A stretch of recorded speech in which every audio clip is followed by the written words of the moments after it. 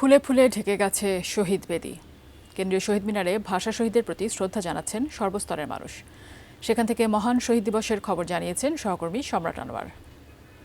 শহীদ মিনারের ২১শে ফেব্রুয়ারির আনুষ্ঠানিকতা একদম শেষ মুহূর্তে। ইতোমধ্যে বলছিলাম যে যারাই এখানে ফুল শ্রদ্ধা নিবেদনের জন্য এসেছিলেন তারা তাদের কার্যক্রম শেষ করেছে এবং যাবতীয়ভাবে সকাল থেকে যে দীর্ঘ সারি ছিল মানুষজনের, এই যে শহীদ মিনার অভিমুখে যে যাত্রা, সেটি এখন বলা যায় যে একেবারেই শেষ হয়েছে।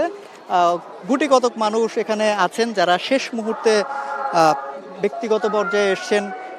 কয়েকজন শুধুমাত্র আছেন যারা আলাদা সংস্থার হয়ে এখানে ফুল শ্রদ্ধা নিবেদনের জন্য এসছেন এবং এই মানুষজন তাদের শ্রদ্ধা নিবেদন পর্ব শেষ হলেই হয়তোবা এখানে আনুষ্ঠানিকভাবে এই যে ২১শে ফেব্রুয়ারির আজকের যে কার্যক্রম সেটি সমাপ্ত ঘোষণা করবে আনুষ্ঠানিকভাবে। দিনব্যাপী যে কার্যক্রম সকাল থেকে ছিল সেটি বেশ সুশৃঙ্খলভাবে হয়েছে।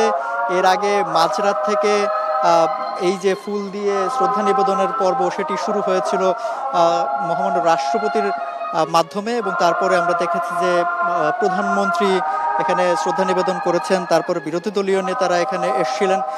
তারপর থেকে আসলে এখানে ব্যক্তিগত এবং রাজনৈতিক দলগুলোর জন্য সকলের জন্য আসলে উন্মুক্ত করে দেওয়া হয় এবং যখন একদম সূর্যের আলোটা ফুটতে শুরু করে তখনই এই কেন্দ্রীয় শহীদ মিনার অভিমুখে মানুষের যে যাত্রা সেটি বাড়তে থাকে এবং সময় যত করে আমরা দেখেছি যে সেই উপস্থিতিটাও আরো বাড়ে।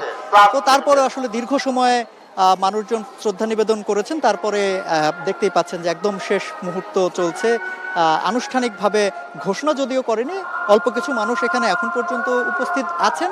এনারা এই শ্রদ্ধা নিবেদন পর্ব যখন শেষ করবেন তখনই আনুষ্ঠানিকভাবে হয়তো এখানে ঘোষণা করবেন যে এইবারের অর্থাৎ ২০২৬ সালের ২১শে ফেব্রুয়ারি যে শ্রদ্ধা নিবেদন পর্ব সেটি আনুষ্ঠানিকভাবে সমাপ্ত ঘোষণা করবেন।